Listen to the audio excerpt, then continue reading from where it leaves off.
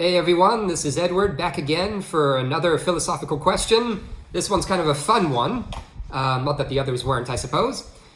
This time the question is, does a person's name influence the person they become? So this one's kind of particularly relevant for me, I would say, given that I have a baby on the way, or I guess I should say my wife and I together have a baby on the way. And we have not yet decided on what her name will be. And it's turning into a very difficult decision, right? Everyone's got their own suggestions, and we just keep going through lists of hundreds and hundreds of different names. Each one sounds both good and at the same time totally crap, right? And then to add on top of all of that is, gosh, does the name that you pick really have a big influence on how she's going to turn out? And if so, what can I do, right? What is the name that will give her the best outcome in life? Or should I just pick something really weird that makes her unique? These are all questions that maybe I can answer, or at least sort of think through in this video at least. Okay. Well, I looked online, as I said, doing research for my own baby's name, and it seems the cliche that is used in almost every single website, web article, offline article, whatever, someone has to mention Romeo and Juliet, right? And the famous line, essentially, would a rose by any other name smell as sweet, right? And it appears that the answer, at least in the Shakespeare play, is the name is just a name, right? It doesn't mean anything, right? If we change your name, you're still the same person, I guess, right? Okay, but I also like to quote from The Simpsons, and The Simpsons also took on this question of, would the rose smell any less sweet? And this time it is Bart Simpson who answers, and he says, of course it would. What if it was called a stink blossom? A very unpleasant sounding name, right? And yeah, I think that does change, at least my impression of what the rose is, if it's called something unpleasant like a stink blossom. So that gives a good starting point at least. Okay, we got Romeo and Juliet out of the way, so I've done my part to keep that cliche going for this type of discussion. So a few questions that we do need to sort of lay out at the beginning are, do we have predetermined mental images in our heads, right, of names? But if I hear George or Jane or Diane or Mufasa or whatever it is, do I already have an image in my head? And is that image correct in some sense? Is it true to an extent that can be tested, right? And so people certainly have tried to test these things, and I'll get to that. Another question that's almost on the flip side of the first question is, do we change our appearance or our behaviors to fit the name we're given, right? So I give you some random name. We have a predetermined mental image of that name, and you try to fit the name, okay? And I suppose most of this is done subconsciously, given that when you are first given the name, you're a baby and cannot think of anything at all, right? But you, I suppose, grow into that name over time, and you fit the image of that name, perhaps, right? That is one of the questions that we would have to answer in this video. But this is one of those weird things where I think a lot of people might say, well, yeah, there's no way the name has that type of impact on your life, right? It's just a name, right? We could swap it out, right? I'm Edward, you could call me George. It's not going to make a big impact. But at the same time, I think all of us feel to a certain extent that it would, right? If I changed your name, at least, you would probably feel worried, right? That's not who you are. You are whatever your name is now. You're not the other name, right? And actually, this makes me think of people like spies, right? Where they become totally a different person and they live as that name, right? And it's not simply them pretending. They become that person. They become that name. It's what they imagine that person to be like, and they become that person. So perhaps the name really does have this impact. Perhaps. Okay, well, we can turn to psychology a little bit here. And there is an idea that people often refer to as implicit egoism. And this is simply sort of a personal preference for things that are similar to your name or sound like your name. Like if your name is Dennis, maybe you want to be a dentist. Or if your name is Georgia, you might want to live in the state of Georgia. But this sounds like total crap, right? What am I supposed to do? My name is Edward. What sounds like Edward that I can do as a job or go live? I don't know. I can't think of anything off the top of my head. And I am currently living in Taiwan, and there's nothing about that is relevant to Edward, I guess. But this is something that people say. We like our own names, right? And we're attracted to things that sound like our names. And so, at least with Dennis the dentist, if we'd called him something else, he would not have been a dentist, according to this theory. But this just sounds like bad science, I would say, right? Particularly with names like Dennis or these very common names. I think it's just a misunderstanding of what we could call the base rate, the frequency that these names show up. Right? So if you just have a better idea of how common that name is across society, of course you're going to see sort of random groupings in certain professions. It's because the name is so common. It's going to be like everywhere. And some places will just have a little bit more. So I don't think this really tells us anything about what's going on. Other than, sure, yeah, we like the sound of our own names, right? But so does a dog. It doesn't really mean anything in that sense, I think. Okay. Well, another thing that I've been hitting on for my own choice of names for my baby is I have a feeling that, it should be more unique, right? We don't need another Jane or something. Sorry to all the Janes out there. But that's a very common name, right? Or I guess even names that used to be sort of unique, like Hermione, or Hermione, however you want to say it, from Harry Potter. That used to be pretty rare, and now with the popularity of Harry Potter, it's kind of everywhere, right? So, getting back to the initial issue there, I got off on a bit of a side part. Is it good to choose a unique name, right? Or kind of a weird name? Because you might say, well, that makes them more memorable. That's probably a benefit, right? If you've got 10 Toms and 10 Janes in the class and only one Calliope, right? She stands out. But there have been quite a few studies done here that appear to be a bit more scientifically rigorous, that we, as a society or as groups, tend to prefer names that are more common, that we feel more comfortable with. We know that person in a way, because we've met that name before, is sort of the thinking here. So it is possible, I suppose, to choose a bad name. And some studies have shown that people with particularly weird names maybe have done worse at school or just worse in life in general.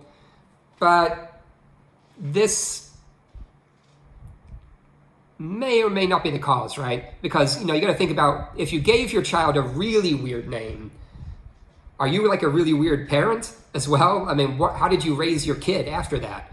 I think of Michael Jackson, right? Not the best father to begin with. And he called one of his sons, I guess adopted son or whatever, Blanket, right? This is just a crazy name. There's no way this kid can grow up normally unless he gets away from Michael Jackson, right? Going around calling him Blanket is just insane. So it's not really the name's fault there, although it's a weird name, right? He should change it immediately. But it's certainly the parents above who are even crazier, right? And there's no way you can end up being normal, or not that much possibility of ending up normal in that type of environment. So it's not so much the name, but the name is an indicator of perhaps a larger problem there.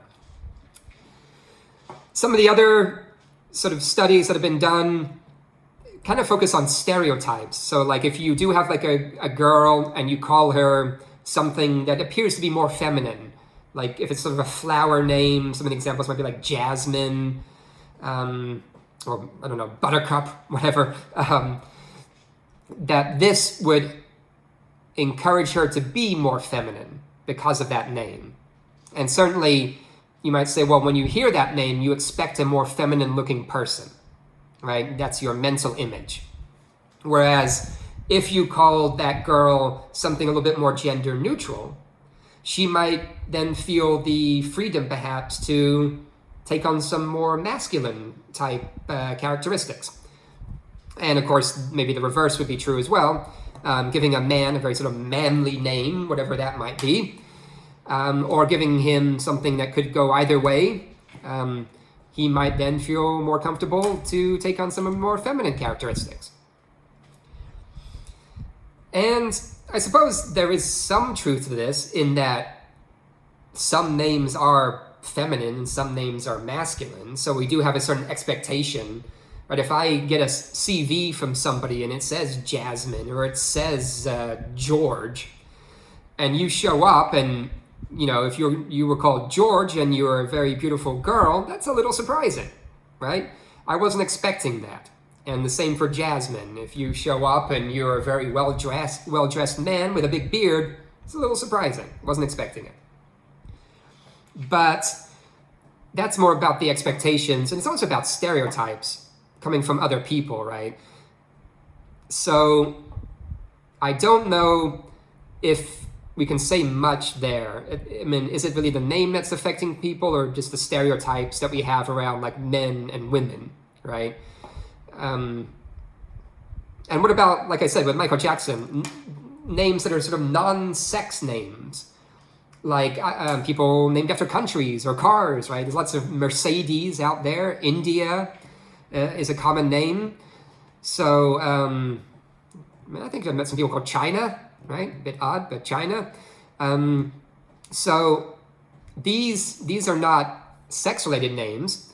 I suppose it's possible you might imagine that someone called India is from India, but I don't think that's actually that likely, right? I think there's probably mostly white Americans calling their kids India, not people who are actually from India. So does that make it a good name then? Because there's no stereotype associated with it? I'm not sure there, but I think it is highlighting perhaps some of the weaknesses of the argument that the name is having such an impact, right? If you can simply change it to a gender neutral thing or something that has nothing to do with gender at all, and it takes away all those other things. Okay. I suppose as a test, right, I could probably give you a couple names. Like I said already, and I would say Jane, Jasmine, George. We got Dennis earlier. Remember Dennis the dentist? And I said, okay, give me some adjectives to describe these people. Right? You never met them, just these are 4 people, give me some adjectives. I bet you could do it no problem, right? I could do it, George, maybe he's kind of an older guy, bit distinguished or something. I'm probably thinking of George Clooney, really, right? But whatever, right? I can come up with some characteristics of these names. Easy, right? The problem here, though, is if rather than giving you 4 names, I gave you 4,000 names, could you do the same thing with all 4,000 names? Are they going to be completely sort of individual characteristics for each name? I mean, this just seems crazy, right? So again, it kind of goes back to a general stereotype, maybe just on like male-female names, and that's it, right? And as long as it's just not weird, we don't really care. Related to this, the reason to sort of bring up that test is there have been other types of tests. For example, there's been some experiments where they show you pictures of people's faces. So in this case, maybe it's pictures of 4 girls' faces. And then you have to, from a list of names, assign each name to a face, right? A picture. And it turns out that, at least in some of these experiments, the accuracy of the picks is higher than chance, right? So maybe they have around 60% accuracy. So this then seems to be proving that the name and the appearance, at least, are somehow associated. So either that's the predetermined mental image, and maybe also you trying to fit that image once you've been given that name. So this is interesting, right? But if you look deeper at these studies, as far as what I've seen, they're all pretty small. So it's not that sort of well done as an experimental study. It's a bit unclear. It's a bit unclear how they're picking the names to begin with, right? Because certainly, if you gave me 4 random names and there's 4 people in the picture, this would be pretty easy to do, right? If it was like 4 pictures of girls and 2 of the names are guys' names, and right, it becomes very simple to pick which name is which, perhaps. But if the test really was like, okay, we have Jane, Kate, Samantha, another name, Lindsay, right? These are pretty common names. And you're actually able to accurately assign these names, that might be telling us something.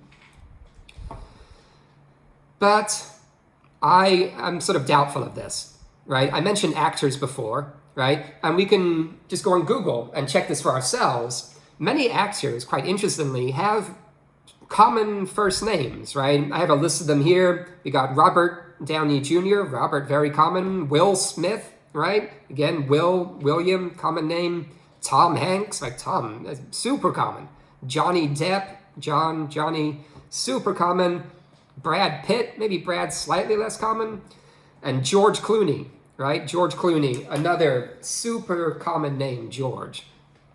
So you can Google these first names, and the amount of pictures that pop up there, right?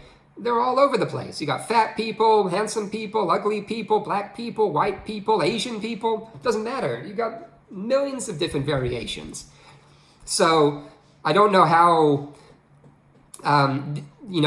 these studies that I mentioned didn't just do a Google search as like a double check on their findings, right?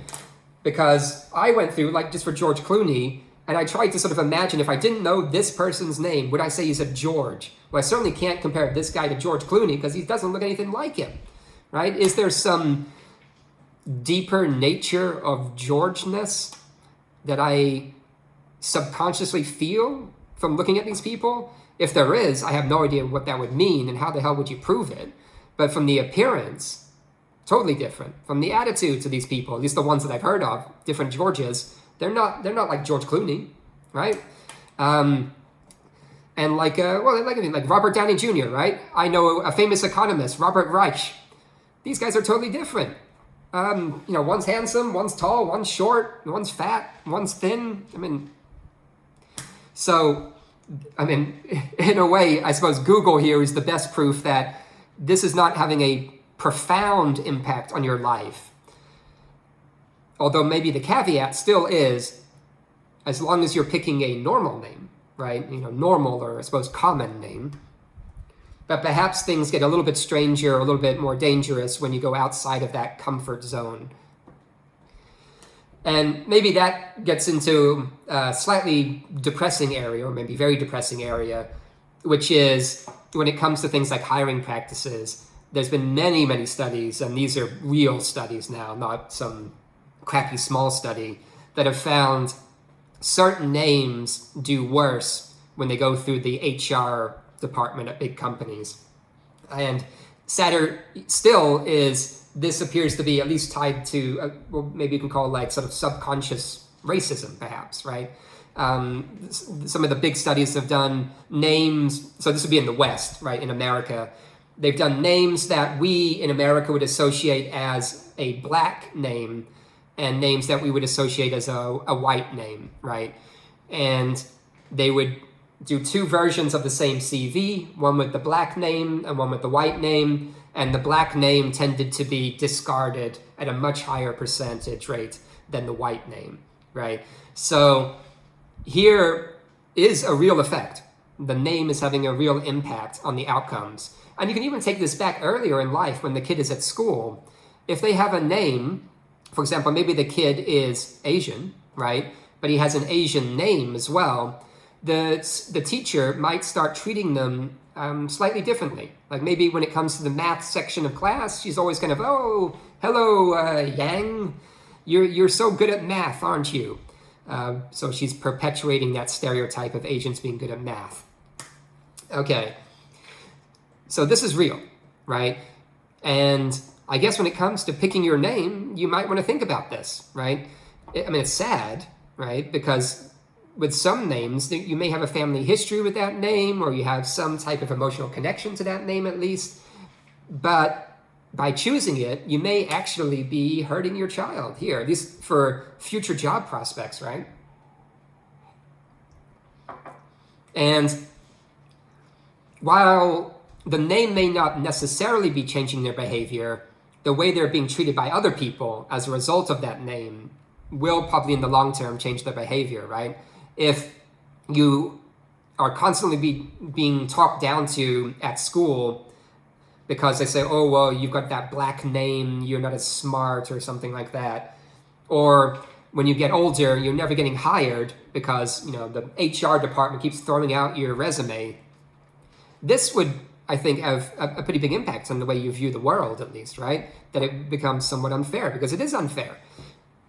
So,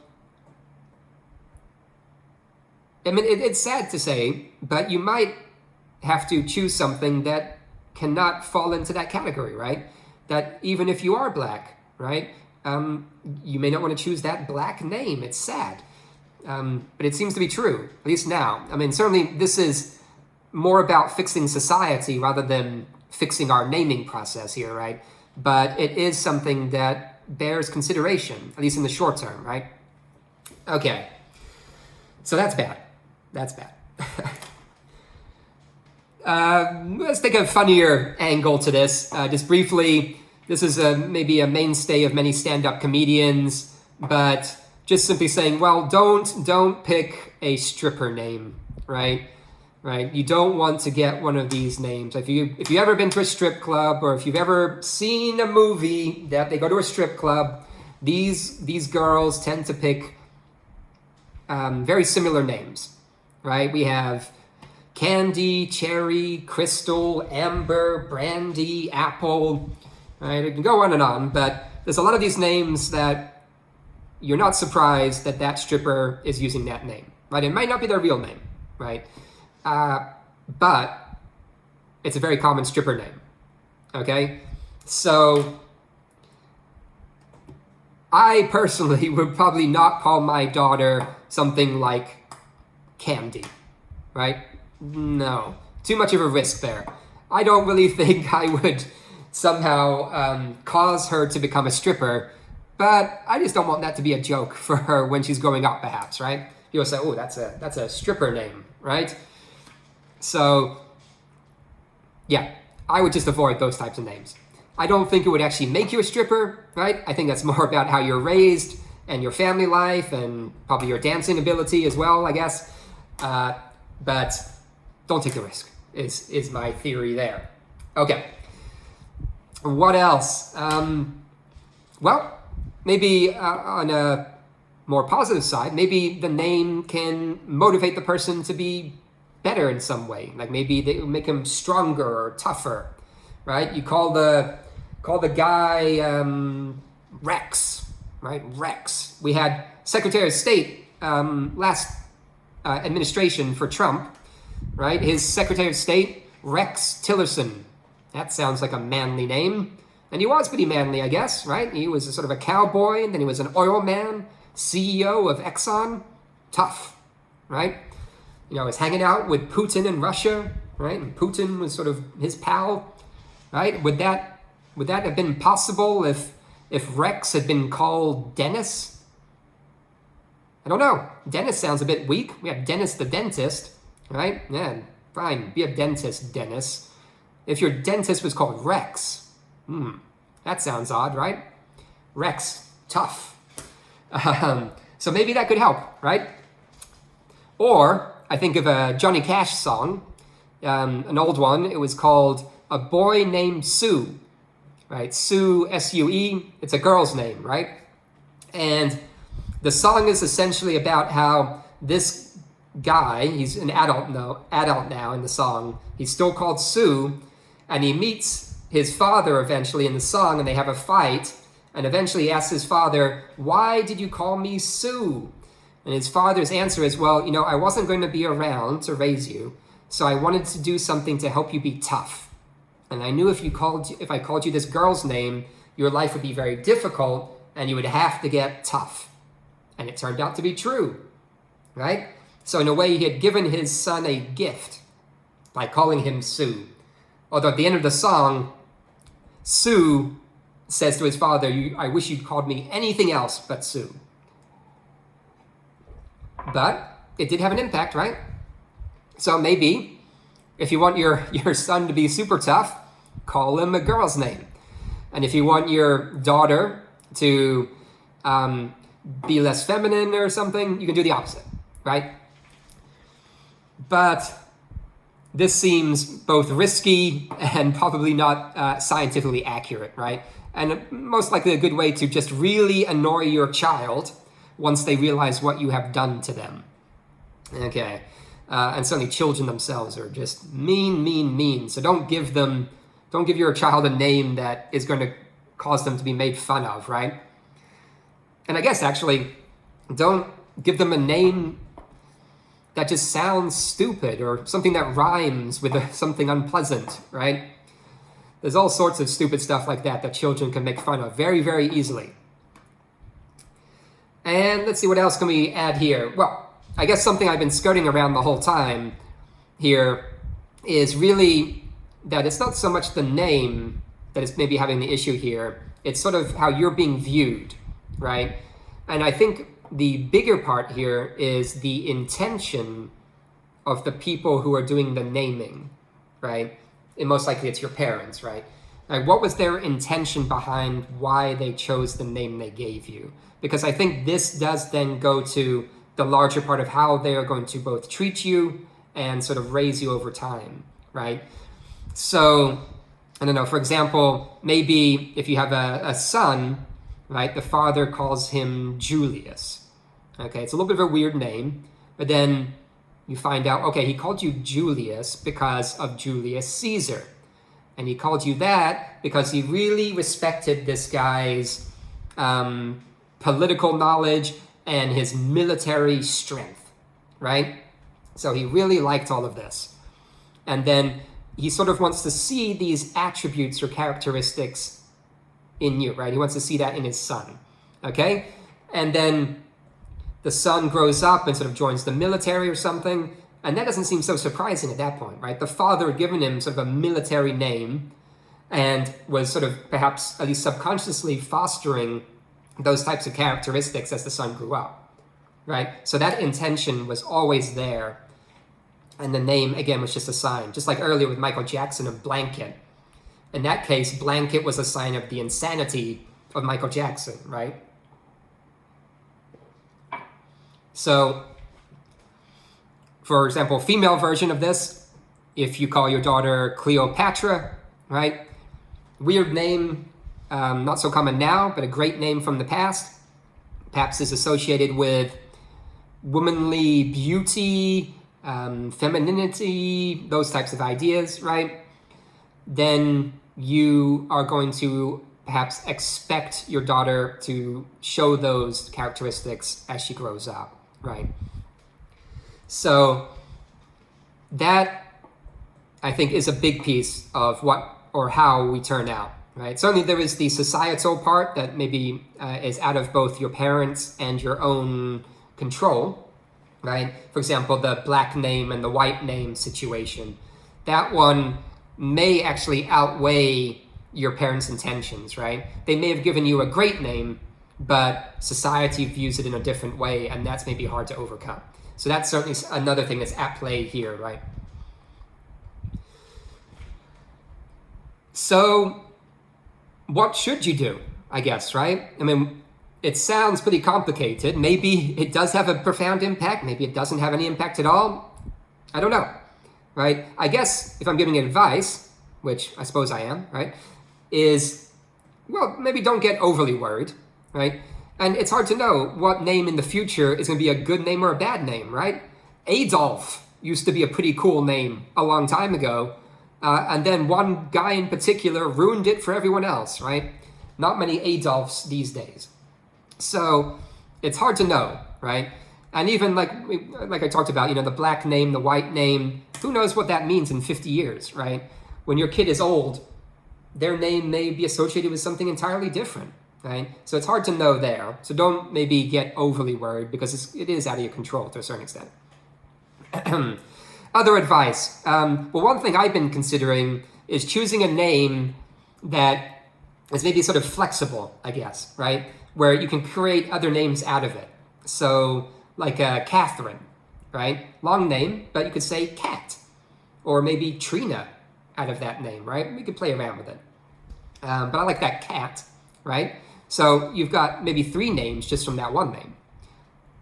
So that gives you some flexibility as well, right? And that may be, if these names really do affect the way the person feels or acts, if they've got 3 different types of names, then maybe they can adjust the name depending on the situation, right? I actually do that myself a little bit, right? My name is Edward, but sometimes I do go with the name Ed, right? People who use this name, Ed, tend to feel more closely connected to me. It's sort of a friendlier name somehow, where Edward is formal, perhaps, right? A little bit, I don't know, colder? I don't know. But Ed seems friendlier. Ed. Good guy, Ed, right? Sounds nice. Okay. So I can be maybe 2 different people by switching the name, right? The relaxed, cool guy, Ed, and the formal businessman, Edward. Yeah. Okay. Another similar option to that would be, well, choose a middle name, right? So you can be, Catherine, India, whatever, right? 2 names there. And at least with the Catherine, you got the other options. So I know many people, in fact, who they have a first name, but they never use it. They go by their middle name. And so I think that's a fairly good option, right? You got a spare name just waiting there for you in case you want it. So that's another option. Excuse me. Or, let's see, well, I suppose, as I said at the beginning, don't get too worried about all of this. I think you should really choose something that you genuinely like, right? It's all well and good to sort of go through a list of like the world's most powerful people and what their names are. Like, maybe, sure, Bill, like Bill Gates, Bill Clinton. So you say, okay, you got presidents and billionaires. Bill, that's a good name. But if you don't like Bill, right, then don't call your kid Bill, right? So I think it has to be something that you feel that sort of weird connection to, right? Just like, when I had all the dogs I've ever had in my life, I would try different names with them. And then suddenly one of them just seemed to fit, right? And it wasn't because I'd done some sort of analysis of the names beforehand. I just chose one that felt good. And so I think that's probably what you need to do here as well.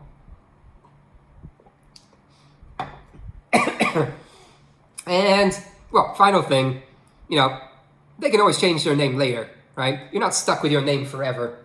I think pretty much every country in the world allows you to change your name at least once. And in fact, here in Taiwan, you can change your name many times. There was, in fact, what